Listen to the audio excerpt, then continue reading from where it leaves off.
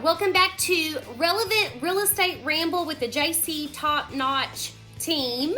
I'm Jamie, and I'm so happy that you have decided to watch this. Please subscribe and share with your friends. We would really appreciate it. Today, I'm going to go over first-time home buyers. So sometimes this, when you're a first-time home buyer, it can be very confusing and very scary. So I just kind of wanted to go over some tips if you are thinking about buying your first home or wondering what the heck do I do?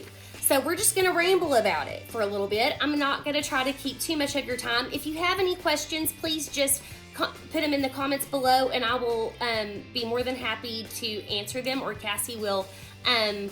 Anyways, so just moving forward, number one, when you're buying your first home, first of all, I want to say, buying a home is an investment because your home should always appreciate in value. So versus renting, renting, you're paying someone else for their investment. Yes, they may be taking care of your yard or taking care of the maintenance, but in the end, you're paying for theirs. So keep that in mind if you are a renter right now, because it's so much better just to be a homeowner where it's going to be yours someday and be paid off, So number one, start saving for a down payment. Down payment is usually 3% to 20%. If you do not put down 20%, you are going to have to pay in your monthly payment what is called PMI, and that's private mortgage insurance. That is to ensure the lender that you're paying that down payment down. It can be costly. It can be, $75 to $150 extra a month. So if you have the 20% down, sometimes it's better to go that way just so you don't have that additional payment on top of your principal and interest.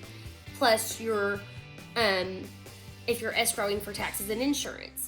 If you're putting 20% down, generally you have the option if you want to escrow for taxes and insurance. And what escrow means is the lender builds in your insurance payment monthly and your tax payment monthly, and then the lender annually will pay your insurance and your taxes, so you don't have to worry about that, your property taxes and your homeowner's insurance.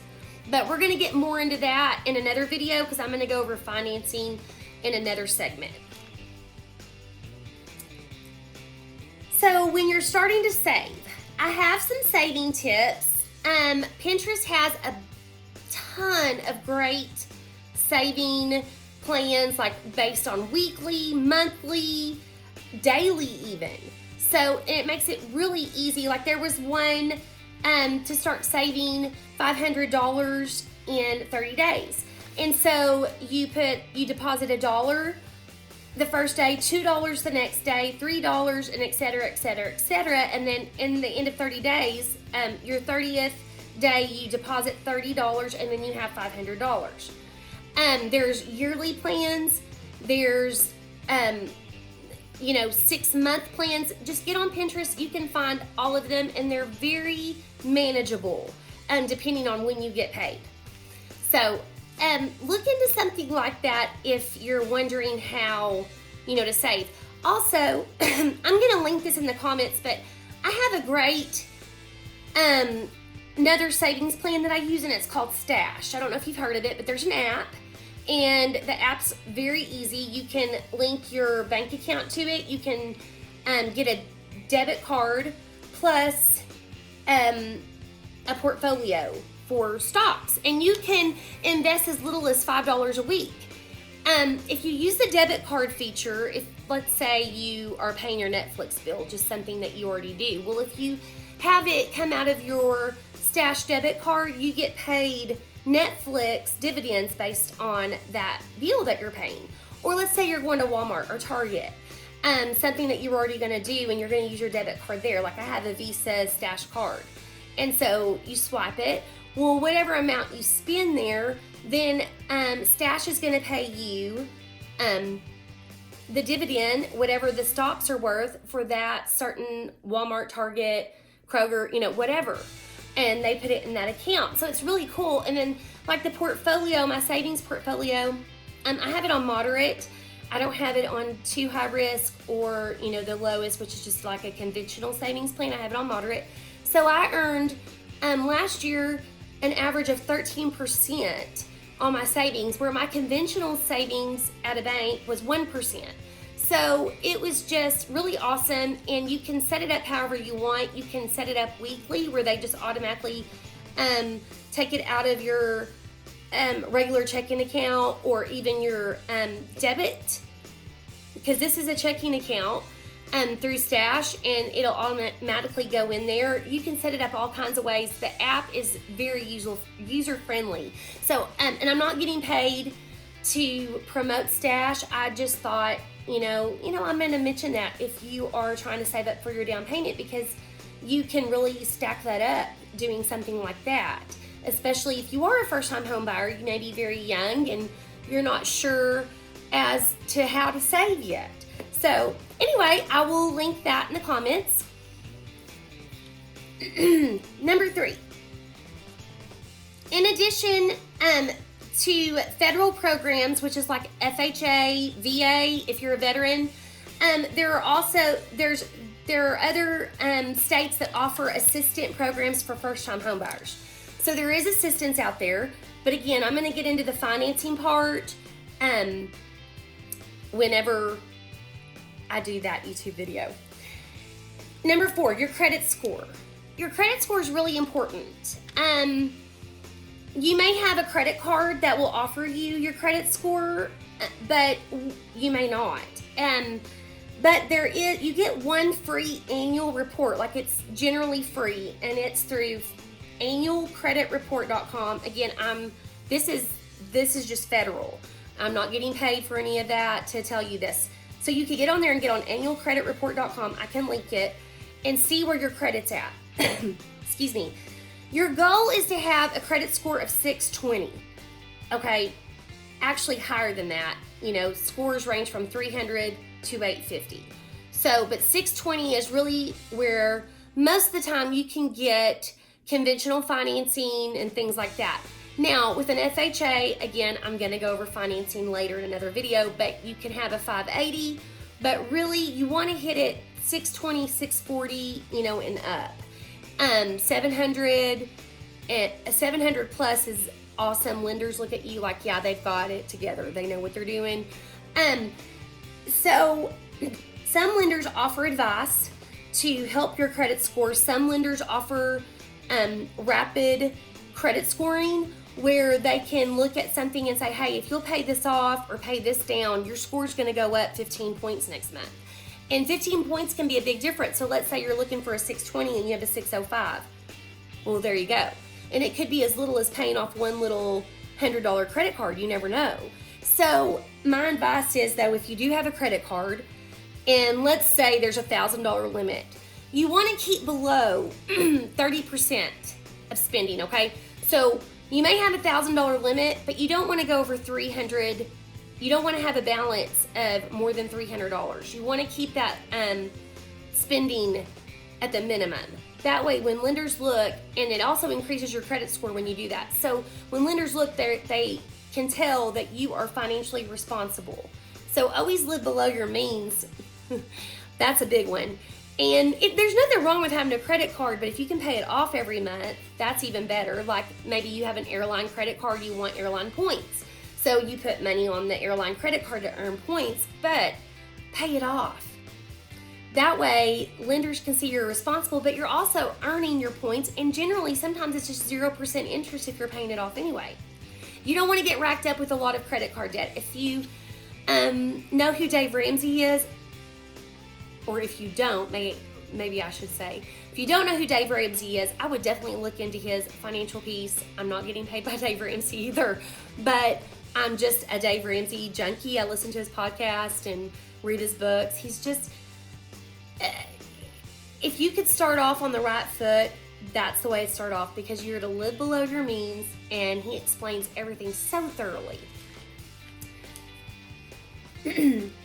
Number 6. So after you got all this kind of going, you got your down payment, you're feeling good, you need to shop lenders. And I would at least look at 3 different lenders.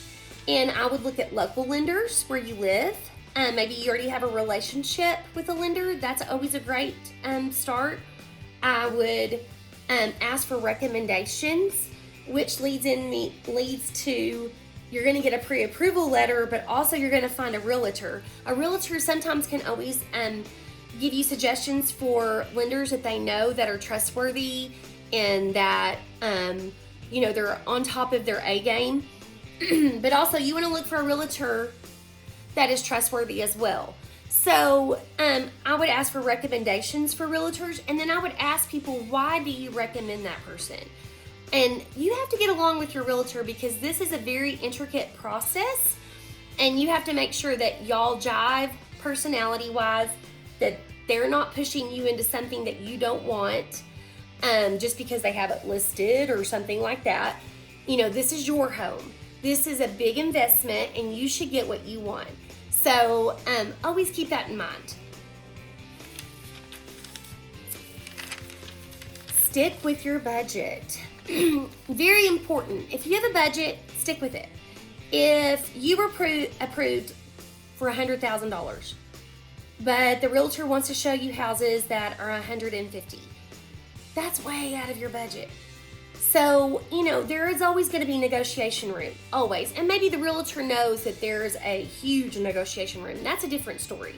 But you really want to stick with your budget, and really you want to be below your budget. So if you're approved for $100,000, you might want to look at stuff that's even $95,000 or below. So you're living below your means, so you're not overwhelmed with a big house payment or anything like that. Now, if you're used to renting, let's say for $1,500 a month, and your mortgage is going to be $1,000, that includes taxes and insurance. Well, this is going to be a huge savings for you anyway, and that happens a lot because rent's expensive. I mean, it really is, and mortgages are expensive too. But sometimes you can find something very affordable that is a lot less than what you're paying in rent, but you're going to own it at the same time, and it's going to appreciate in value. And that leads me to the next thing. Your home should always appreciate, never depreciate. So make sure whatever house that you're looking at, that you take care of it, you maintain it. But we'll go over that in another segment also. But that way the resale value's there, because I know sometimes as a first home buyer, you think, oh, this is the house I'm always going to stay in. Well, generally it's not. 5 to 10 years is when people start to resell, and they either upgrade to a new home or a bigger home, or they downsize. I mean, different things happen, or they have to switch careers, they have to move, or somebody maybe is sick and they have to go take care of them, or they sell their business. There's all kinds of things that happen. So always keep this in mind. You're probably not going to be in the first home you buy, but you might be. There's just not a big percentage of that. Pick the right type of neighborhood or rural area or the house that you like. This is your home, okay? I've kind of touched on it previously, but this is your home. This is your investment. Make sure it's something that you want and that you love. Like when you walk in, you're like, this is it. This is it. Be open-minded. If the house needs updates, but it's in your budget, or really it's like $10,000 below your budget, keep an open mind. Get on Pinterest. I love Pinterest. But, think, oh, I could maybe like paint this room. I could add some sheetrock, some drywall, paint it. I could lay down some vinyl plank. I could really brighten this place up and really shop for deals. There's all kinds of things you can do. So don't just walk in a house and be like, oh, there's paneling and shag carpet. All that can be ripped out, and you can do a lot of the stuff yourself, or you can get a contractor to do things too and save up for that. So even if you buy a house that's below your budget, it may not be exactly the way you want it, updated wise, but all that can change. And a lot of it can be an easy change. Now, foundation issues and things like that, that's a whole nother story that we'll get into another time. But just updates, that's something you can totally work around. Excuse me. Also, when you're saving, you need to think about furnishings and appliances and paint and etc. Because there may be, the bedroom may be bright blue. It's a beautiful bedroom, but you walk in and it's bright blue and you're like, oh, I really want gray. You know, that's a minor change and a minor fix. But you need to save for those things also. You need to think about what kind of furnishings you want, what kind of appliances. Shop online and see what they are, and set that aside too for after closing, because that's going to be an immediate cost also. Also, there's closing costs. Not only just your down payment, but you have closing costs. And that's something else to save for. But we'll get into closing costs during the finance segment. But I wanted to keep that in mind. So you've got down payment, you've got closing costs, but then you also have your furnishings, appliances, paint, you know, pictures, bedspreads, pillows, you know, all that pretty stuff that you're going to want, I'm sure. Also, consider your future needs. So when you're shopping for your home, you may not be able to get a huge home, but are you getting married? Do you plan on having children? You may not be married at this moment, so you're thinking, well, 1 bedroom, 1 bath, condo's okay. Well, but what about, you know, are you dating someone serious? Are you dating them seriously? Do you think there's marriage in the future? You might want to go ahead and look at a 2 or 3 bedroom home or with a 1 to 2 bath, just for future reasons. I mean, you don't want to have to turn around and sell your home that you just bought a year later. You know what I mean? Also, check in your state. Do you have to pay taxes on profit of a home sale? So like in Texas, if you live in your homestead for 2 years and then you sell, you don't have to pay taxes up to $500,000 after the 2 years, but your state may be different. So look into that too, because you just, you know, you don't want to have to pay capital gains. That's what it's called, capital gains. But look at, you know, ask your accountant or whoever does your taxes or whatever, but get advice on that as well. But look at your future needs. What do you need for the future? Do you need a fenced-in backyard in the future? You know, do you think you're going to have a dog? There's all kinds of things. Do you think your mother may need to come move in with you because she's sick this year and you don't know how she'll be next year? You know, all kinds of things can take in that go on in life. Also, things are negotiable. So don't forget this whenever you're working with your realtor. Are there any repairs the seller will pay for? You know, yes, there's a listing price, but, you know, the trim's missing, the roof needs to be replaced, you know, things like that. Will the seller negotiate this? Will they escrow money for you in an account to get these things done after closing? I mean, I'm telling you, there is just a ton of things that could go on. So just remember, everything's negotiable. And that's why you have a realtor to help you be the middleman on that. So you're not having to negotiate yourself to do all those things, because it's a lot. And that's why you need a realtor you trust and that they know what they're doing and that y'all's personalities jive as well.